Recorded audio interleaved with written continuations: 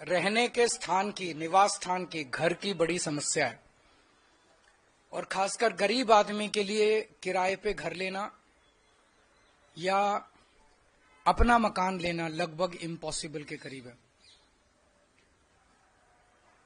मैं अभी जब अपनी विधानसभा में घूम रहा हूं, बहुत सारे सफाई कर्मचारी आते हैं। सफाई कर्मचारी जब रिटायर हो जाता है, जब तक रिटायर होता है तब तक तो उसे सरकारी निवास मिल जाता है, लेकिन जब रिटायर होता है तो वो लगभग सड़क पे आ जाता है।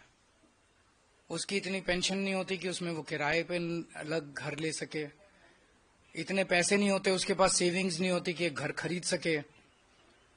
मैंने कई ऐसे सफाई कर्मचारियों को देखा है जो रिटायरमेंट के बाद झुग्गी में अपना जीवन जीने के लिए, और झुग्गी भी आसान नहीं है बनानी,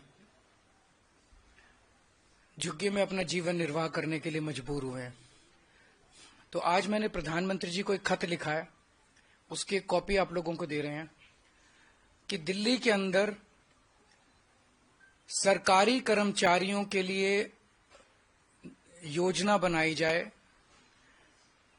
स्कीम बनाई जाए, जिसके तहत, क्योंकि दिल्ली में लैंड जो है वो केंद्र सरकार के अधीन आती है, तो अगर सब्सिडाइज्ड, हाईली सब्सिडाइज्ड रेट पे केंद्र सरकार लैंड दे दे तो उस पे दिल्ली सरकार मकान बनवा देगी और आसान किश्तों के अंदर सरकारी कर्मचारी वो उसका पैसा भुगतान करके उसके मालिक बन सकते हैं, उन घरों के मालिक बन सकते हैं।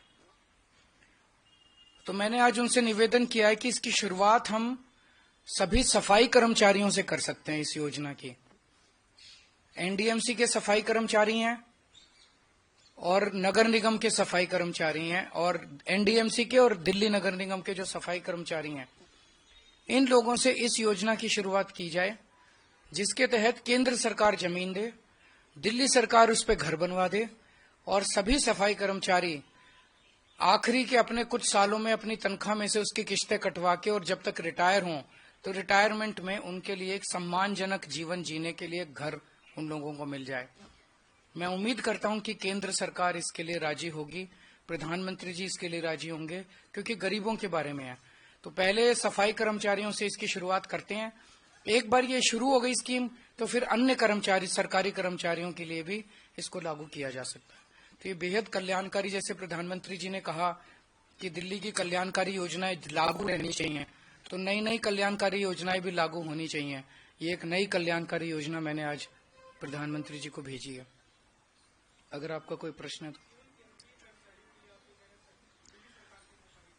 तो अभी सफाई कर्मचारियों से शुरुआत की है। दिल्ली नगर निगम और एनडीएमसी, इनके जितने सफाई कर्मचारी हैं, इन लोगों के लिए एक हाउसिंग स्कीम बनाई जाए। इस हाउसिंग स्कीम में जो केंद्र सरकार जमीन दे दे, दिल्ली सरकार उस पे उनके घर बनवा देगी, बिल्डिंग्स बनवा देगी, और ये अपना नौकरी में रहते रहते किश्तें देके मालिक बन जाएंगे, और रिटायरमेंट के बाद ये वहां उस मकान में शिफ्ट हो जाएंगे। ये स्कीम है।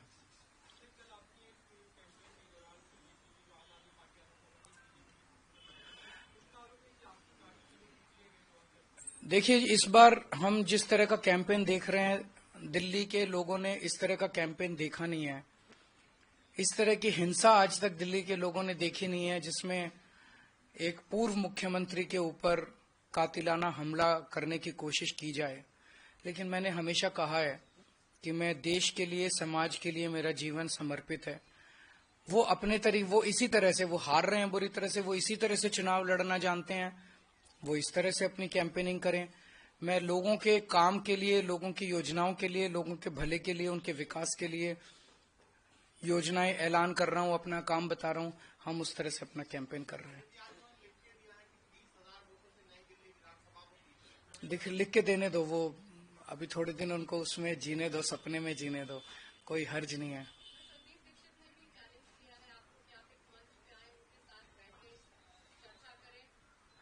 देखिए, संदीप दीक्षित जी को तो आप ही लोग दिखा रहे हैं ज्यादा। वो भी मुझे बताया गया, ऊपर से फोन आता है कि संदीप दीक्षित को दिखाओ, संदीप दीक्षित को दिखाओ। तो भाजपा को इस बार कांग्रेस का सहारा है इस चुनाव में। Thank you.